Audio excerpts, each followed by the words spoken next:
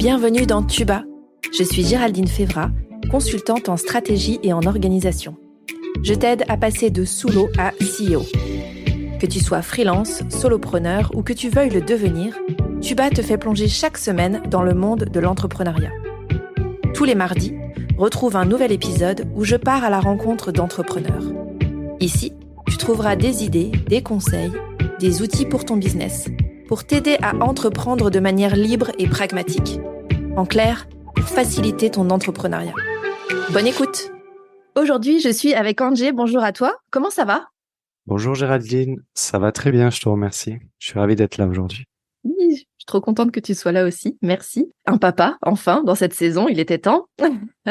Yes, ça change la donne un petit peu, c'est atypique. C'est ça, bien. Exactement. Cette saison, on parle d'entrepreneuriat et de parentalité et surtout de comment concilier les deux, ce qui est un vaste sujet. Merci donc d'être ici aujourd'hui et de venir nous parler de ton quotidien de papa solo qui a aussi un business. Pour te présenter un peu avant que toi t'entres dans les détails, donc tu es web designer depuis presque 1 an et tu as un enfant. Pour les auditeurs qui ne te connaîtraient pas, est-ce que tu peux nous en dire un peu plus, s'il te plaît? Écoute, je suis web designer, effectivement, minimaliste depuis le mois de janvier de cette année. Et j'ai un petit garçon de 9 ans qui s'appelle Gabriel et qui est handicapé.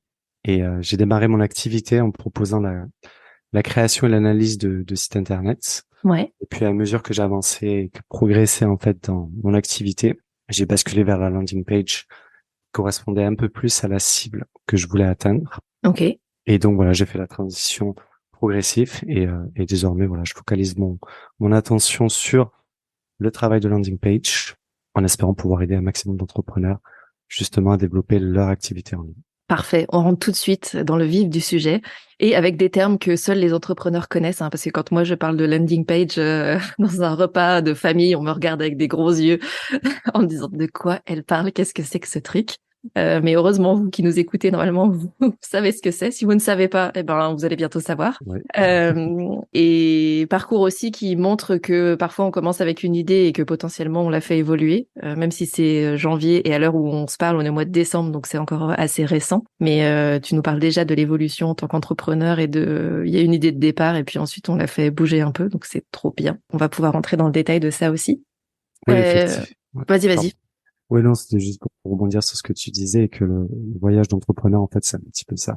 Finalement, on avance dans notre voyage, ce qui nous pousse à un moment donné forcément à se remettre en question et puis essayer d'évaluer un petit peu notre situation, et prendre des décisions qui nous permettent d'avancer dans la bonne direction. Clairement. Donc, tu as créé ton entreprise, tu l'as dit, en janvier de cette année. C'était quoi, au départ, le déclic pour te mettre à ton compte, en fait?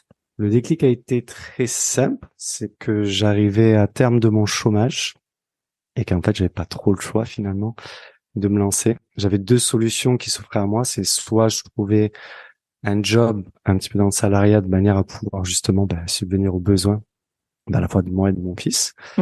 Soit sinon, il fallait que je me lance à corps et âme dans le projet d'entrepreneuriat en tant que freelance pour enfin justement lancer un projet concret sans abandonner et de voir justement comment ça peut évoluer. Donc ça a été le déclic et il a fallu bien commencer par quelque chose. Et c'est pour ça que j'ai foncé là-dedans et j'ai décidé de me faire confiance et de plonger dans l'entrepreneuriat. Pas mal comme plongée. Avant de toucher le chômage et du coup ton parcours, c'était quoi jusque-là? Mon parcours jusque-là était un petit peu en montagne russe, on va dire. Disons que j'ai fait une formation grâce au chômage, j'avais le droit à une formation. Et donc j'ai décidé de suivre une formation payante dans le motion design. Parce que c'était relié un petit peu en fait à ce que je faisais à l'époque. J'ai une formation en cinéma d'animation 3D.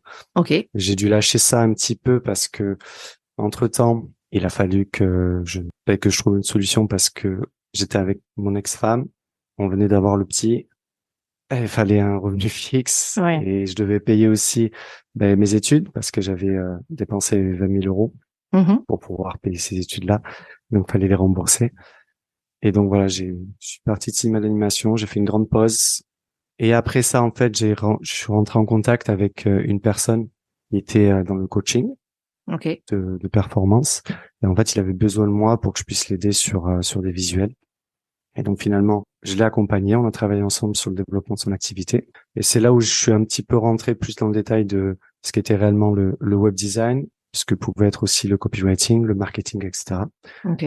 Donc ça m'a permis aussi d'avoir un petit aperçu de ce que ça pouvait être. Et finalement, après avoir travaillé 1 an ou 2 ans avec lui, j'ai décidé de me plonger dans le web design parce que c'est ce qui me plaisait le plus. Et ça restait quand même voilà, quelque chose qui était attrait au design, au graphisme, quelque chose qui me tient à cœur. Parce qu'entre-temps, j'ai aussi redécouvert ce qu'était réellement le design. Et donc voilà, j'ai décidé de me plonger là-dedans pour apporter de la valeur, faire découvrir le design aux entrepreneurs et du coup de pouvoir accompagner un maximum de gens grâce à la création justement de sites internet, puis plus tard de landing page. Ok, ça fait carrément sens en fait, le fait d'agréger, d'avoir essayé plusieurs choses et après oui, que ça s'agrège et que tes compétences se mettent bout à bout pour dire ok, finalement tout ce package-là que tu as testé et que tu as mis en place peut-être dans des environnements différents fait sens auprès des entrepreneurs pour promouvoir ce qu'ils proposent, leurs activités, leurs offres, etc. Et par rapport à ton parcours aussi, je pense que c'est intéressant de voir la manière dont tu as rebondi en fonction des aléas de la vie aussi, qui existent chez tout le monde, spoiler alerte. Ouais. Mais comment toi, avec les pauses, les formations que tu as faites, les enjeux qu'il y avait à chaque moment, comment tu as choisi le chemin pour arriver jusqu'à ce que tu fais aujourd'hui et comment tu as adapté en fonction de ta vie aussi pour que ça fitte avec ce que tu avais envie de faire d'un point de vue purement intellectuel, business et ta réalité à côté, quoi. Oui, exactement. Et, de toute façon, quand on est dans une période où on se cherche, parce que je savais pas trop quoi faire, je sortais d'une dépression et donc j'avais besoin de retrouver une part de mon identité. J'avais réussi à faire ce travail-là d'introspection. Une fois que j'étais soigné, j'ai commencé à essayer de faire des choses qui étaient rattachées à mes valeurs et qui me permettaient de trouver un sens à ce que je faisais. Et le fait d'avoir travaillé justement avec ce coach, cet ami, en fait, ça m'a permis de pouvoir explorer davantage de mon identité et de pouvoir aussi me faire davantage confiance. Donc j'ai énormément appris sur le côté surtout mental et mindset, chose qui est finalement très peu mise en avant, je trouve aujourd'hui dans l'entrepreneuriat, peut-être chose qui est aussi mal comprise, parce que finalement la partie mindset, tout ce qui est état d'esprit, finalement philosophie, est très importante si après on veut réussir. Et elle est reliée aussi à notre identité. Et si on n'a pas de la clarté finalement sur qui l'on est, au bout d'un moment, on va se créer des masques pour faire croire qu'on est telle personne, faire croire se mettre en avant par rapport à une certaine identité qu'on va se créer parce qu'elle nous conforte, parce qu'elle est appréciée par les autres. Finalement, on va oublier un petit peu qui on est. Et moi, le fait d'avoir été avec cet ami-là m'a permis justement de faire ces découvertes, d'avoir peut-être eu ces montagnes russes, mais au moins petit à petit, j'ai progressé et j'ai pu prendre confiance en moi. Et enfin, j'ai pu me lancer. Parce qu'avant ça, j'avais essayé des projets. À chaque fois, j'ai abandonné. Le motion design, j'ai abandonné. J'avais essayé le montage vidéo, j'ai abandonné. J'avais fait la 3D, j'ai abandonné. J'étais même, potentiellement, je pouvais faire aussi coach, comme lui, il avait fait, parce que ça me plaisait beaucoup. Et j'ai abandonné. Et là, quand il a fallu se lancer, je me suis dit, c'est le moment de le faire, quoi. Arrête d'abandonner, fais-le. T'as rien à perdre. Sois acteur de ta vie et peut-être potentiellement, ça va pouvoir t'apporter des choses positives derrière. C'est hyper important ce que tu dis par rapport au mental et au mindset. Clairement, quand moi je suis arrivée dans l'entrepreneuriat, j'avais pas du tout ça en tête, que ça faisait partie du chemin, de la progression, voire des blocages par moment. Je pense que tu as gagné du temps à savoir en effet qui t'étais avant, parce que quand tu arrives du coup dans cet environnement entrepreneurial, ça te fait faire en effet des choix, je pense, qui sont beaucoup plus alignés avec qui t'es et qui du coup te font gagner du temps. On voit beaucoup d'entrepreneurs qui, en effet, ne savent pas forcément déjà qui ils sont et vont avoir tendance à se dire, moi, je sais pas, donc je vais faire comme un tel ou comme un tel parce que ça doit être ça la bonne recette. Or, il n'y a pas de bonne recette. La recette, c'est déjà de savoir qui on est et ensuite de savoir quels sont nos besoins et comment est-ce qu'on deal à peu près avec ça. Et comment est-ce qu'on avance avec ça et comment est-ce qu'on construit autour de ça aussi. Et donc, je trouve ça intéressant de voir que toi, tu l'as fait. Tu as eu ce travail déjà sur le mental et sur le mindset presque avant, en fait, de rentrer dans l'entrepreneuriat. Là où beaucoup, dont je fais partie, l'ont pendant. Et où du coup, ça se coud aussi. Hein. Après, je pense que quand je vois qu'en avançant, de mon point de vue, je me dis, soit on essaye en fait de l'éviter, mais le truc va revenir et donc on va se reprendre une porte il y a quelque chose qui coince, c'est toujours pas moi, finalement qui je suis, qu'est-ce que je fais, qu'est-ce que j'apporte, etc. Soit on se dit, ok, j'y suis, donc je vais me poser ces questions-là et je vais aller dans cette logique d'introspection parce que de toute façon, j'y échapperai pas et en effet, ça simplifie le reste du chemin, quoi. Oui, ce travail d'introspection, il est important et surtout comprendre son identité finalement, ses valeurs. Beaucoup de gens aiment bien se mettre en avant en disant ma valeur, ça va être la bienveillance, la générosité, etc. Mais finalement, ça reste que des mots. C'est important de mettre des définitions finalement derrière pour être conscient de c'est quoi réellement mes valeurs et de quelle façon j'ai envie que les gens me perçoivent par rapport à mon identité propre. Et ce qui va être important finalement pour pas se sentir un petit peu surmené, submergé finalement par ce côté entrepreneur, les difficultés que l'on peut avoir au quotidien, c'est de se dire voilà, qu'est-ce que je peux faire chaque jour qui me rapproche le plus de mes valeurs et qui me permettent justement de rester équilibré et de ne pas me sentir submergé mentalement, d'avoir une charge mentale justement qui est trop lourde à supporter.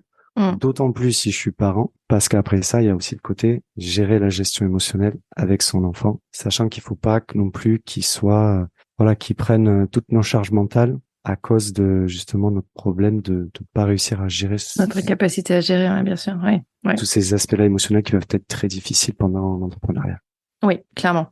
Clairement, c'est important pour nous et pour l'entourage, dont les enfants font évidemment partie. Justement, quand tu t'es lancé à ton compte, tu étais déjà parent solo. Et c'était quoi tes challenges, en fait? Alors, c'est encore assez frais, mais au moment où tu te lances, est-ce que tu as des challenges particuliers? L'un de mes premiers challenges, ça a été, je pense, comme la majorité des entrepreneurs, c'est de trouver mes clients.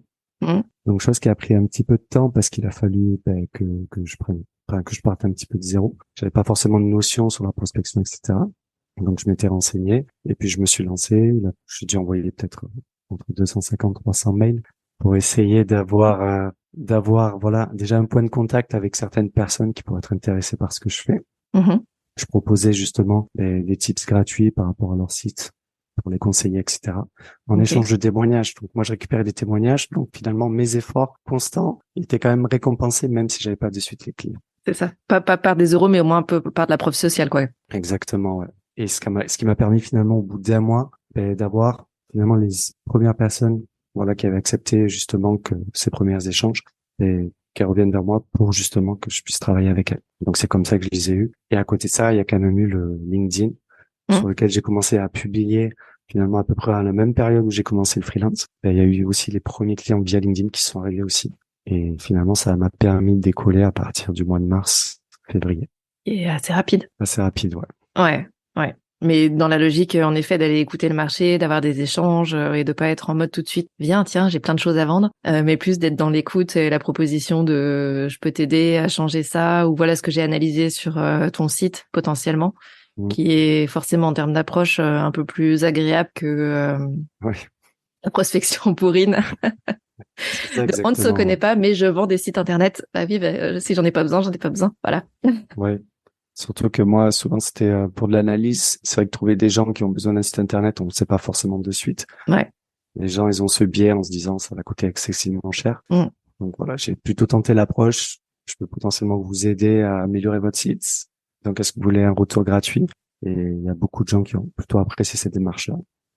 Et je le fais encore aujourd'hui parce que je fais partie de ceux qui sont des givers, comme on dit.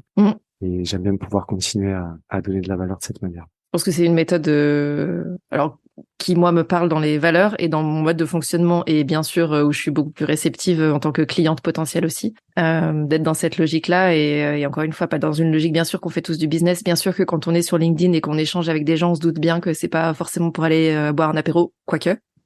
Effectivement, ça peut arriver. C'est ça. Ça peut arriver. Mais il y a aussi des approches en effet plus douces et qui sont aussi, tu disais tout à l'heure que tu es dans une approche minimaliste. Ça veut pas forcément dire que ça te prend 15 ans de le faire et que c'est forcément quelque chose de très long en termes de prise de décision du client, etc. Par contre, je pense que ça t'ouvre des portes bien plus rapidement que si tu étais en mode commercial, pied dans la porte, quoi. Effectivement, ouais. C'est un challenge, c'est notre vision de la prospection. Je dirais. Sans doute que je fais des erreurs à droite et à gauche, mais c'est comme ça qu'on apprend aussi. Mais c'est vrai par rapport au retour que j'ai eu jusque-là, et en tout cas dans la période où j'ai fait énormément de prospection, c'était quand même très bien accueilli. Et puis les gens se sentaient déjà beaucoup plus rassurés par mon approche. Ils étaient plus ouverts au dialogue et à la discussion, aux échanges. Ouais. Donc, ce qui était quand même appréciable et ça rassurait finalement sur la démarche que j'étais en train de faire. Et après, tu viens de le dire, bien sûr, on fait tous des erreurs sur le sujet. La réalité, c'est que derrière, tu as des gens qui deviennent clients. Donc, c'est que ça valide aussi l'approche. Pas une question de bien faire, de mal faire, de se dire peut-être qu'il y a des choses, le message est pas tip top, ou des fois on se dit voilà, j'envoie le truc, je sais pas trop comment ça part, etc. Mais la réalité, c'est la réalité du marché, et le pragmatisme fait que là, en l'occurrence, si tu factures derrière, a priori, c'est que l'approche est efficace, en tout cas avec les personnes auprès de qui tu l'as fait, quoi. Oui, exactement. Il faut pas avoir peur finalement d'approcher les gens, de prospecter, parce que finalement, si on le fait pas, si on passe pas à l'action, ben il y a rien qui va se passer. Ça, c'est Et sûr. ça fait partie du business. Et en même temps, c'est une manière de pouvoir sortir de sa zone de confort et de petit à petit progresser aussi. Ça aide pour progresser au niveau de la confiance en soi, parce que plus on va le faire, plus on va se sentir à l'aise dans l'inconfort, et plus finalement on va se dire, bah, c'était pas si grave que ça. Donc je peux continuer à le faire. On va même se challenger. Et puis surtout, on va améliorer notre communication. Et puis on va savoir ce qui va réellement marcher et quel type de personne on va pouvoir cibler.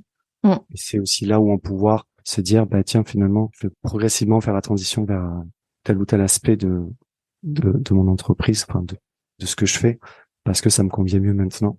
Oui. Et donc c'est ultra important de ne pas hésiter à passer à l'action et de faire les choses qui contribuent au bon développement de son activité et aussi de son épanouissement personnel. Clairement. Du coup, tu parlais de challenge business, notamment le fait de trouver des clients. Est-ce que d'un point de vue organisation, perso, tu as eu des challenges au moment où tu te lances? Je vois ta tête, alors on n'entend pas au podcast, mais c'était la tête de pas, oh oui.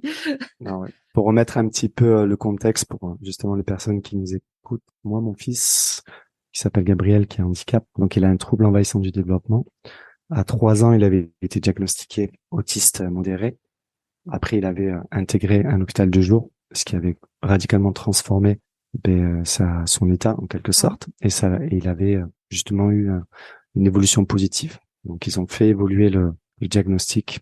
Mais bon, le trouble envahissant du développement, c'est un petit peu une catégorie où l'enfant est considéré comme autiste, enfin, pourrait être considéré comme autiste, parce qu'il a des traits autistiques. Mais après, voilà, pas assez pour dire, voilà, cet enfant est autiste. Ok. Et donc là, aujourd'hui, je suis séparé avec sa maman, nous sommes divorcés, et Gabriel vit avec moi. Donc il voit sa maman un week-end sur 2. On s'entend toujours très très bien, on a gardé de très très bons rapports. Mais ce qui fait qu'au quotidien, il a quand même un suivi à la fois dans un centre, il y passe 2-3 heures par semaine. Et à côté de ça, il a un suivi en libéral aussi par rapport à son handicap. Donc il voit une psychomotricienne, il voit aussi une orthoptiste, il voit aussi une psychologue. Et donc du coup, moi, ça implique que je dois l'accompagner, faire des trajets, faire des allers-retours. Ce qui fait que souvent, concrètement en semaine, j'ai le lundi matin, le mardi matin, le mercredi après-midi, le jeudi en plein milieu de la journée, je peux pas être dispo pour travailler moi pour mon business. Et voilà, sans parler des imprévus effectivement liés à mon fils. Donc voilà, il y a tout ça à gérer. Et c'est là où c'est le challenge, c'est réussir à équilibrer. Ça veut dire, il faut qu'entre-temps, je puisse gérer mon temps avec mes clients, gérer mon temps pour la prospection, gérer mon temps aussi pour apprendre, pour quand même évoluer de mon côté. Et donc forcément, ça n'a pas été la chose la plus évidente au départ. Parce que certes, au début, quand j'étais au chômage, j'avais ce confort-là d'avoir finalement le chômage qui tombe tous les mois. Donc, j'étais pas trop inquiet. Là, maintenant, j'ai plus ce confort-là. Il faut que je mette les bouchées doubles. Il faut que j'arrive à gérer cette énergie à la fois pour mon fils et à la fois pour moi, pour mon travail, de manière quand même à rester présent pour lui. Donc c'est quand même un challenge. Ça prend beaucoup d'énergie. Ça demande une grosse organisation. Et on peut pas vraiment se préparer à l'avance par rapport à ça. Ouais. Ça reste compliqué pour moi aujourd'hui de me préparer à l'avance parce que je peux pas tout déterminer et surtout que lui, sa situation évolue finalement au jour le jour. Ouais. Donc ouais, c'est quand même un des plus gros challenges aujourd'hui aussi au niveau de ma situation. Ce qui fait que je peux pas aussi envisager de retourner dans le salariat parce que c'est très compliqué par rapport à ce que a commencé aujourd'hui. Ouais. Et du coup, comment tu fais pour gérer ces challenges? Parce que j'entends que, en effet, tu peux difficilement tout anticiper. Donc, j'imagine que tu as dû lâcher prise. Ouais, il y a du lâcher prise. Après, le travail que j'ai fait, j'ai l'avantage, voilà, comme je disais, le fait d'avoir fait accompagner mon ami coach, d'avoir travaillé ensemble, ça m'a aidé au niveau développement de mon état d'esprit, de mon mental, de la gestion de mes émotions. Donc j'arrive, voilà, je suis quelqu'un d'un tempérament calme, j'arrive à prendre sur moi, à accepter mes émotions pour pas relâcher tout sur mon fils, de manière aussi à pouvoir gérer mon énergie. Donc je sais à peu près à quel moment je peux travailler, je dois être focus sur mon travail, à quel moment ensuite je dois être présent pour mon fils, à partir du moment où je les récupère de l'école, etc. Donc je gère sur ce temps-là et je fais attention à mon bien-être, donc je pourrais effectivement faire comme beaucoup d'entrepreneurs et passer mes nuits ensuite à rattraper un petit peu les journées, mais sauf que ça je préfère ne pas le faire. c'est important pour moi de dormir, de m'accorder au moins 6-7 heures par nuit. Comme tout humain. Comme tout humain. Et c'est comme ça, en fait, que je gère mon temps, quoi. Je fonctionne par bloc de temps, en fait. Quand c'est comme ça, il n'y a pas d'autre choix qu'en fait de se dire, donc, OK, demain, je vais plutôt fonctionner par bloc. Je me dis, tiens, je vais accorder ces 2 heures pour travailler, je vais accorder ces 1 heure pour la prospection, je vais accorder tant de temps pour mon fils. Des fois, je peux le prévoir une semaine à l'avance parce que je sais qu'il n'y a pas d'imprévu. Et si jamais il y a des imprévus, ben là, je fais au jour le jour. Enfin, le jour pour le lendemain, etc. Donc, c'est comme ça que je gère. Voilà, je gère vraiment par bloc pour rester équilibré et de ne pas me sentir trop submergé au niveau mental par rapport à ce qui peut se passer au quotidien. Ok. Tu parlais tout à l'heure de minimalisme. Du coup, avec ce que tu dis, ça fait sens. Et ma question, c'est un peu le fou la poule, c'est-à-dire que tu étais minimaliste au départ et que du coup, tu t'es dit, je construis un business dans cette logique-là. Ou parce que tu viens de nous expliquer, hein, le fait de prendre soin de ton fils, de l'accompagner dans des rendez-vous, d'avoir en parallèle ton business, te force à être sur une logique minimaliste. J'ai commencé à découvrir l'approche minimaliste quand je suis sorti un petit peu de la dépression. Parce que pour m'aider dans la dépression, j'ai pas mal lu, beaucoup lu de bouquins très intéressants. Il y en avait un notamment qui s'appelait Atomic Habits. Alors je ne sais plus la traduction française parce que je l'avais vu en anglais à la base. Je crois que c'est un Rien ne peut tout changer de James Clear sur les habitudes justement et comment déjà se débarrasser des mauvaises habitudes et comment installer de nouvelles saines qui te permettent justement de pouvoir évoluer dans son quotidien de manière positive et de rééquilibrer un petit peu son foyer intérieur. Et c'est là où j'ai pu découvrir le minimalisme et j'ai vu à quel point ça pouvait faire du bien de finalement avoir cette notion de on peut se créer une vie quotidienne équilibrée avec peu de choses en ayant cette approche là de j'ai pas besoin d'avoir trop d'objets chez moi, j'ai pas besoin de tout acheter, pas besoin d'avoir un quotidien qui est oppressé par des choses qui sont inutiles quoi. Et donc j'avais cette approche-là et je l'ai finalement prolongée quand j'ai découvert ce qui était réellement le design, parce qu'il y a la notion que les designers le connaîtront sans doute, c'est less is more. Et en fait, dans l'approche des landing page, c'est ce que je recommande aussi à beaucoup de personnes, c'est que pour améliorer ne serait-ce que sa landing page, même son site internet, la première chose à faire, c'est supprimer ce qui ne sert à rien. Et beaucoup de fois, en fait, on se rend compte que à la fois, ça peut être pour landing page ou pour les sites, mais à la fois dans son quotidien, il y a beaucoup de choses que l'on pourrait supprimer, comme des tâches inutiles, comme des rendez-vous inutiles, comme des outils inutiles aussi. Comme des soucis inutiles, des choses qui nous arrivent. Et en fait, si on les supprime, on se libère l'esprit et ça nous permet vraiment de pouvoir mieux s'ajuster, mieux se rééquilibrer et avoir une charge mentale beaucoup moins lourde. Donc c'est ce que tu appliques, je comprends mieux du coup la logique et l'application que tu en fais aujourd'hui dans ton business. Bon, clairement le less is more, c'est amen, je plus sois. C'est vrai sur des sites internet, sur des landing pages, c'est vrai dans le business en général. Souvent on se dit on va en mettre plus, comme ça aidera à. Bon, c'est pas vérifié. En général, c'est plutôt le contraire. Il vaut mieux être chirurgical et aller sur des choses plus précises plutôt que de vouloir en mettre et au final, on sait plus exactement de quoi on parle, à qui on parle, comment, etc. Donc, je trouve ça très parlant et en point à garder. Je pense que c'est intéressant des fois, en effet, même si on est seul dans son business, de poser, de prendre un peu de recul et de dire est-ce que vraiment j'ai besoin de tout ça. Et t'as raison aussi sur les tâches, les outils, etc. Des fois, on se dit, mais en fait, quand on se pose 5 minutes, on se dit, mais pourquoi je fais ça? En fait, juste, j'ai commencé à le faire et puis j'ai pris la routine de le faire encore et encore et encore. Et finalement, si je l'enlevais de mon business, ça changerait rien, voire ça ferait de la place pour d'autres choses plus importantes, ou pour soi ou pour son business. Et donc, l'exercice, des fois, est intéressant d'essayer d'enlever des trucs et de voir ce que ça fait quand on enlève, en fait. Exactement, ouais. C'est savoir apprécier le minimalisme pour justement embrasser l'imperfection aussi. Parce qu'on a le droit d'être imparfait. Des fois, on cherche tellement à être parfait qu'on se rajoute des tâches inutiles, qu'on se rajoute trop de charges mentales inutiles. Et c'est ce qui nous empêche parfois de passer à l'action, tout simplement. Clairement. Ça me fait penser au Cap Lab, parce qu'on était dans la logique avec les enfants. Tu sais, quand tu t'empiles les bouts de bois et que tout est bien carré, mais que t'en enlèves, ça tient quand même, en fait. Et donc, je pense que dans la vie de tous les jours et dans les business en particulier, il y a plein de choses qu'on fait parce que ça a été empilé comme ça, mais si on enlevait, ça tiendrait quand même. Donc, faisons du Cap Lab.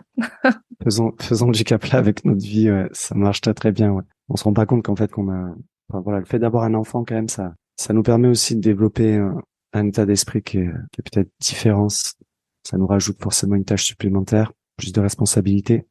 Mais en tout cas, le fait d'avoir un enfant, en tout cas, ça m'a permis de beaucoup évolué dans mon état d'esprit et de me recentrer aussi sur l'instant présent. Oui.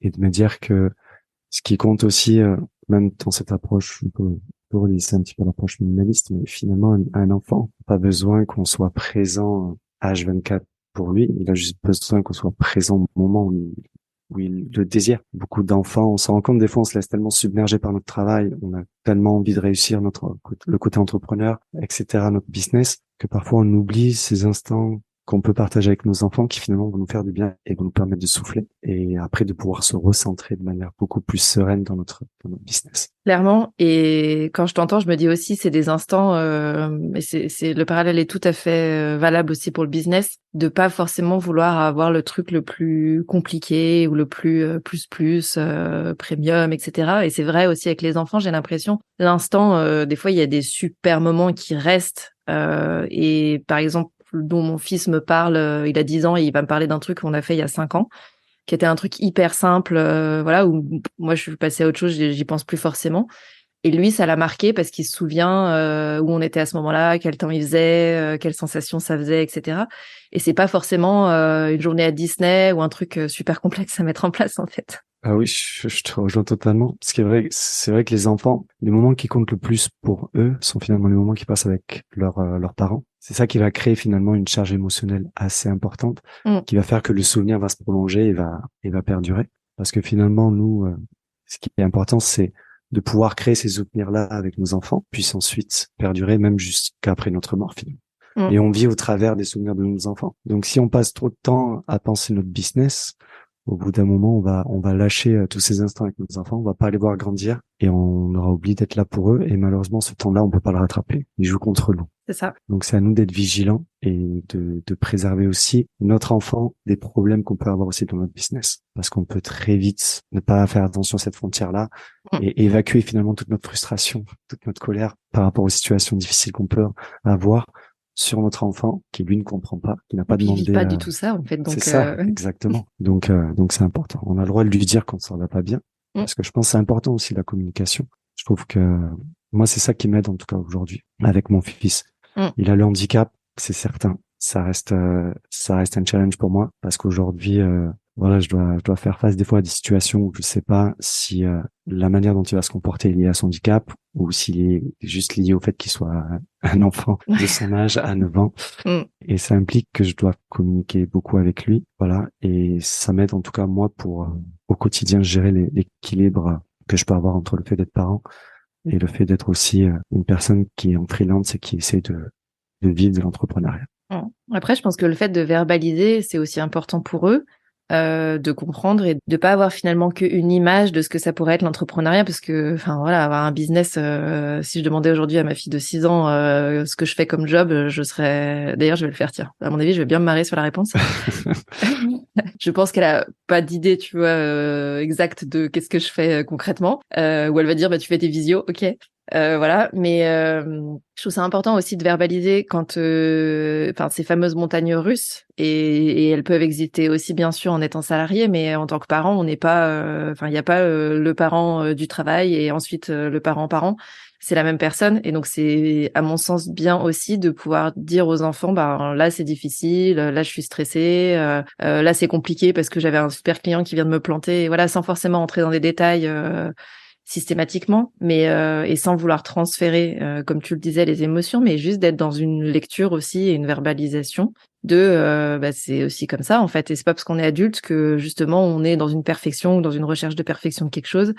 On se fait traverser aussi par des trucs des fois ou plus ou moins agréables, et c'est juste la vie en fait, quoi. C'est très juste ce que tu dis. Je pense que de toute manière les enfants n'attendent pas à ce que leurs parents soient parfaits, ils attendent juste que leurs parents soient humains. Et qu'ils puissent avoir cet échange-là, voilà, authentique, grâce à la communication, grâce aux petits instants qu'on peut partager avec eux. Et c'est très important. Faut pas c'est vrai que ça prend une grosse part de notre journée, le fait d'avoir un enfant, et on peut se sentir fatigué parce qu'on a aussi nos soucis au niveau de l'entrepreneuriat. On a aussi nos instants positifs, bien sûr. Il faut savoir les apprécier à leur juste valeur. Également. Mais ces moments-là qu'on peut avoir avec nos enfants peuvent nous apporter l'énergie suffisante pour supporter, justement, les difficultés liées à l'entrepreneuriat. Et moi le fait d'avoir aussi découvert le handicap, parce que je connaissais rien de l'autisme, sauf ce qu'on dit à la télé, etc.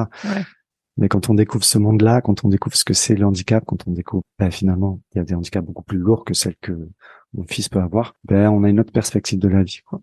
Et on tend à prendre les choses avec un peu plus de légèreté. Et ça permet vraiment de développer une autre philosophie qui est quand même beaucoup plus saine, je trouve.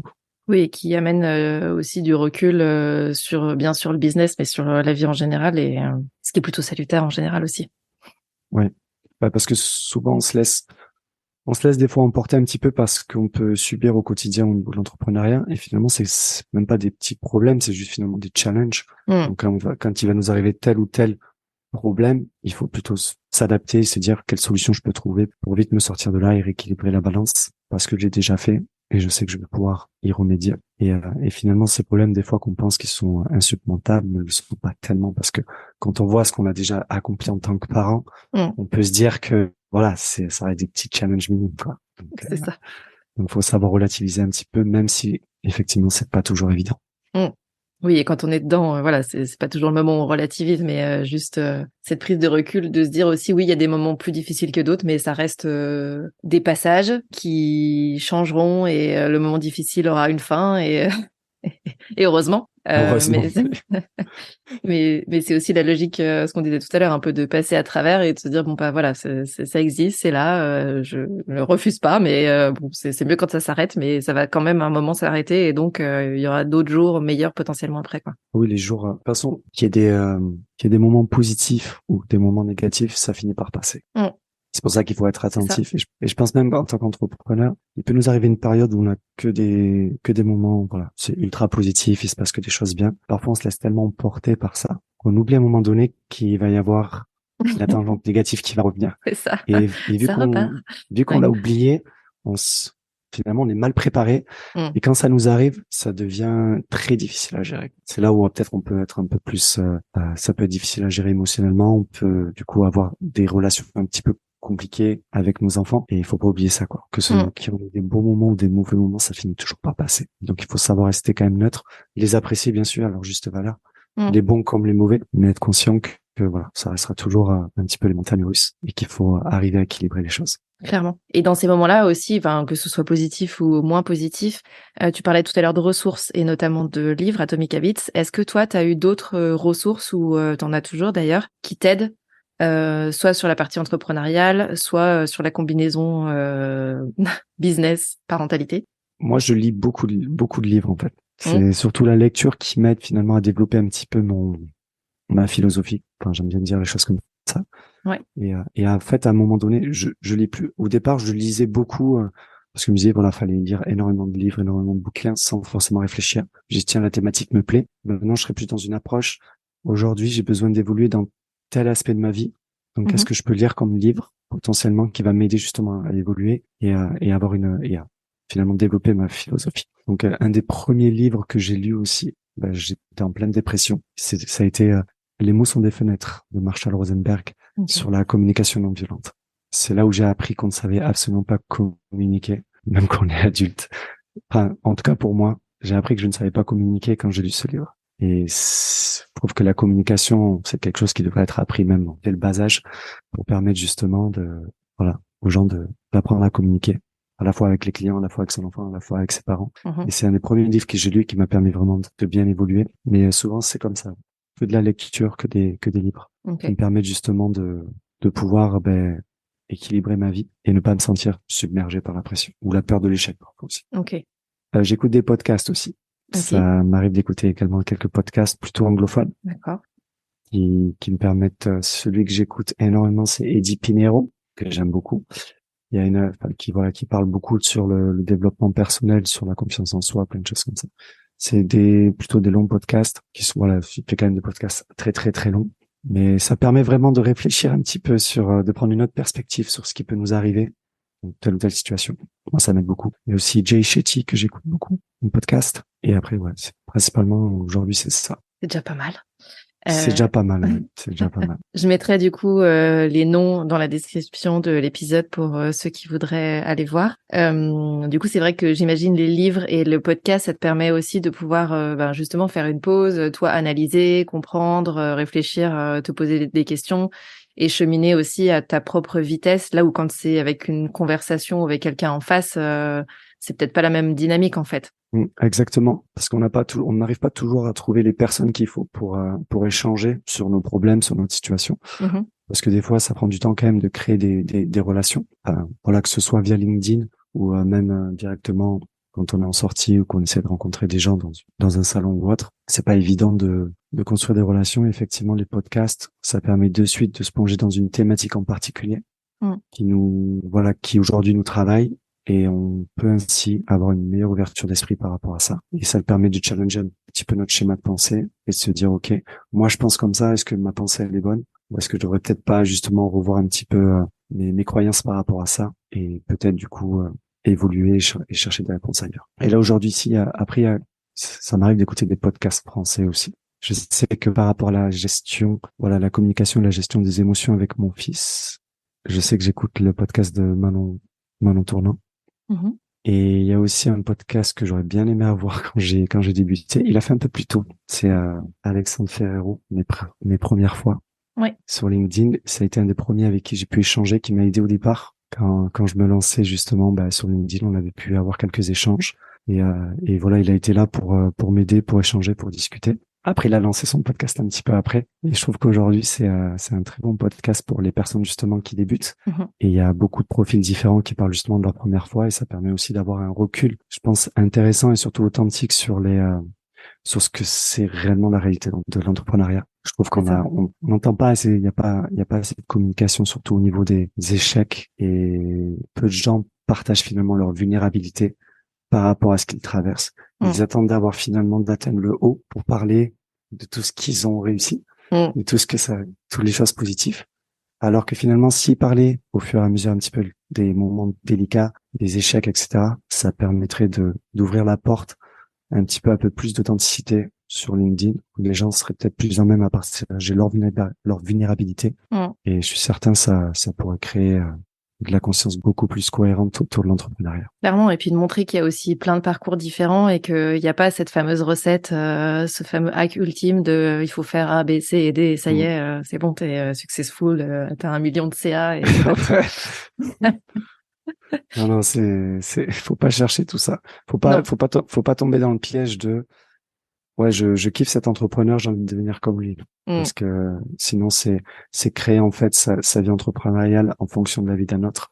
Il faut plutôt créer sa vie entrepreneuriale en fonction de ses propres valeurs et de sa propre définition de la réussite. Absolument. Et puis de pas comparer entre mon jour 1 et le jour 195 de quelqu'un, du coup ça n'a juste aucun sens en fait. Donc oui. Exact. Ça n'est pas aidant en fait, surtout pas quand on démarre, mais pas après non plus, d'essayer de comparer des choses qui sont pas comparables et où tu le disais, on connaît pas forcément le parcours en détail, donc c'est ubuesque en fait d'essayer de coller à quelque chose qui par définition déjà n'est pas connu. Ouais, non, ça c'est certain que si on cherche à se comparer finalement à quelqu'un déjà qui nous connaît pas et qui n'est pas nous, ça a aucun sens. Il vaut mieux se comparer à nous-mêmes, comment on a progressé depuis ce jour 1 jusqu'au jour où on est aujourd'hui. Et c'est ce qui nous permettra finalement d'avancer, de progresser vers la réussite que l'on désire, vers la vision que l'on a du bonheur, de la réussite. Même si à mon sens, je pense que le bonheur, c'est quelque chose qui se choisit, c'est pas un résultat de choses accumulées, c'est plutôt un choix plus qu'un résultat. Et ce qui va être plus dur à atteindre, par contre, c'est l'épanouissement personnel. Je ne peux rien rajouter là-dessus. C'était la conclusion parfaite de cet épisode.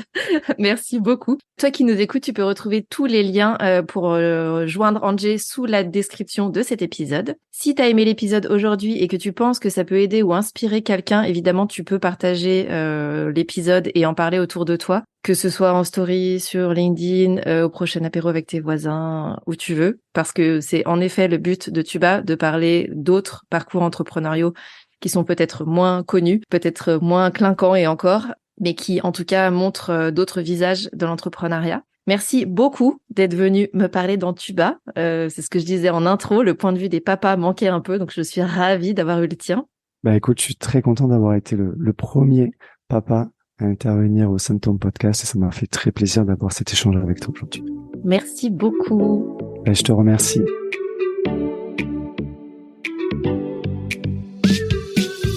Merci pour ton écoute.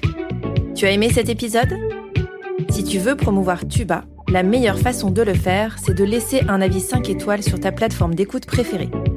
Tu peux t'abonner pour ne pas rater les prochains épisodes et partager celui-ci avec d'autres entrepreneurs à qui il pourrait être utile. Si tu veux me faire un retour direct, retrouve les liens pour me contacter en description de l'épisode. On se retrouve la semaine prochaine.